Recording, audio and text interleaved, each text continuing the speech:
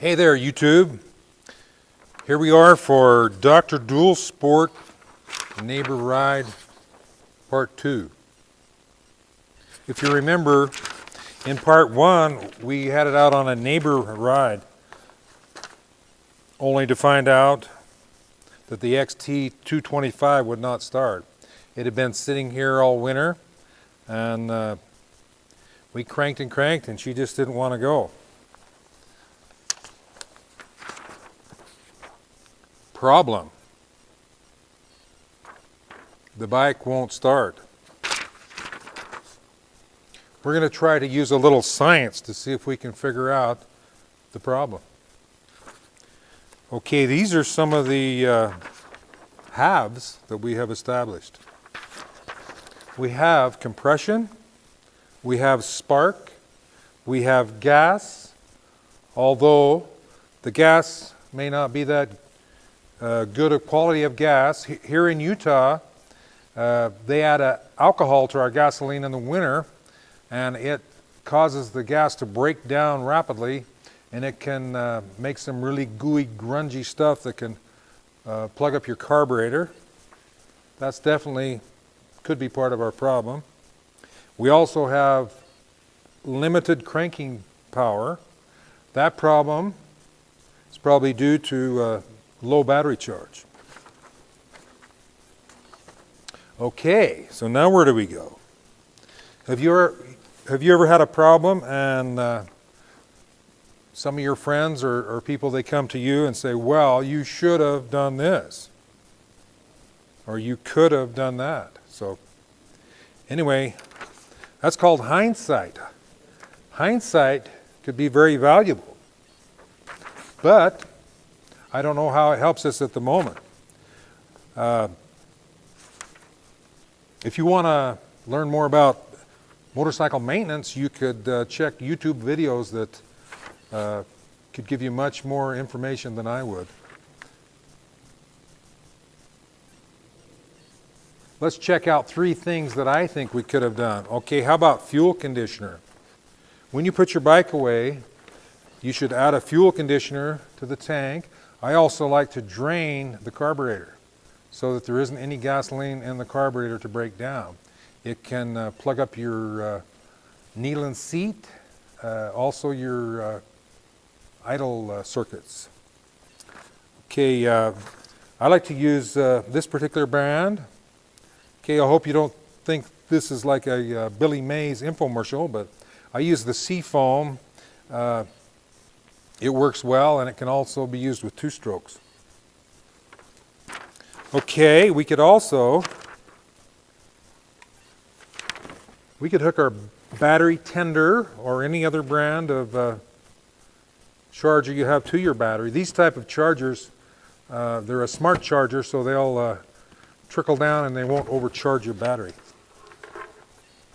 Okay, so see this little picture here? This is a picture of the perfect world. So if we were in the perfect world, these are things that we would have done.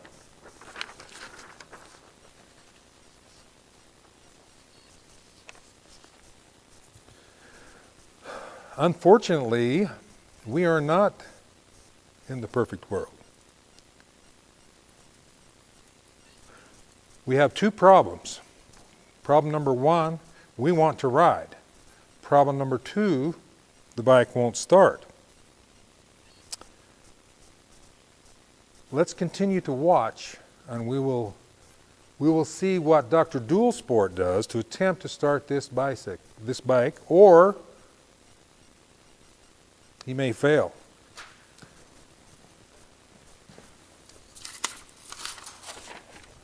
Okay, before we start, I have 2 questions that I would like you to, think about these 2 questions,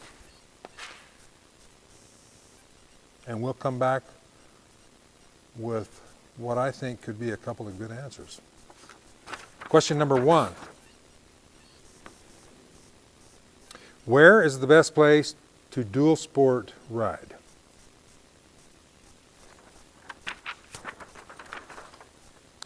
Question number 2. When is the best time to ride? Okay, let's watch and let's see what Dr. Dual Sport does.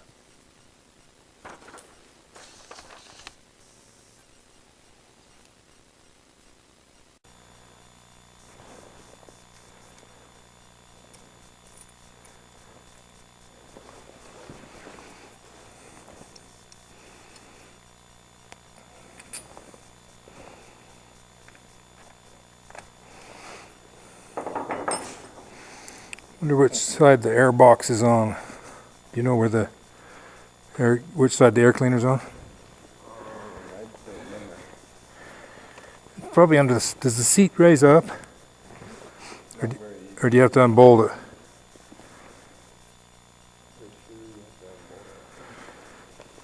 It's just helmet lock there, and this is.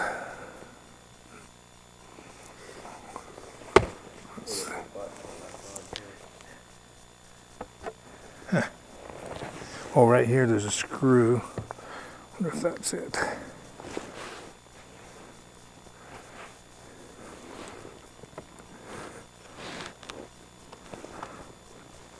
That's probably it, the air box. Oh, it just pops out, okay.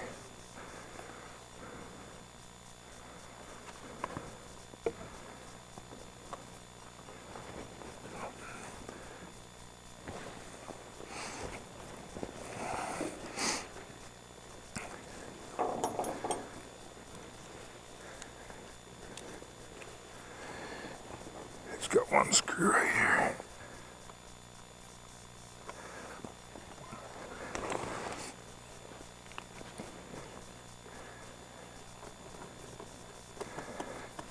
Hey.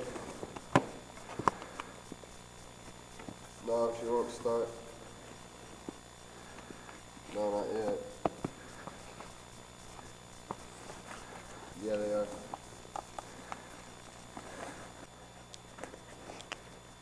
The what? Okay.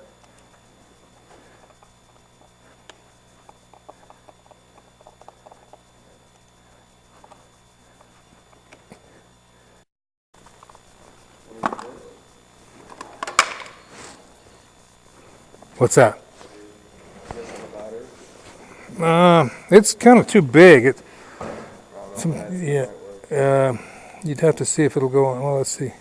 Yeah, it'll go down 2 amp.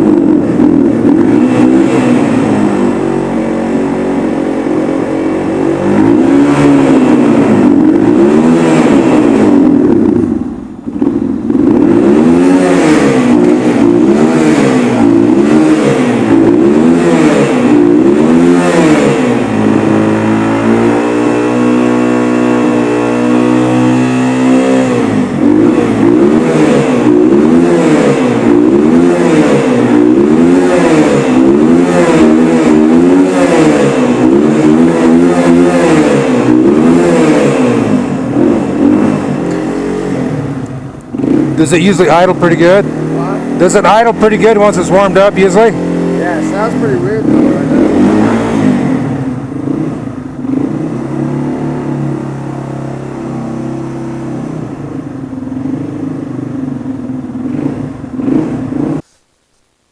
now. Okay, now for the correct answers, according to Dr. Dualsport.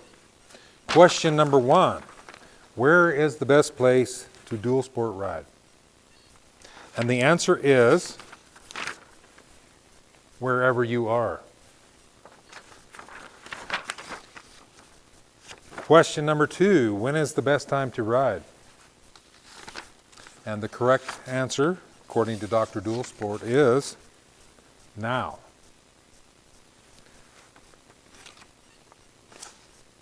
Now let's go ride. Check out Dr. Dual Sport Neighbor Ride vid log number 3. Let's go ride.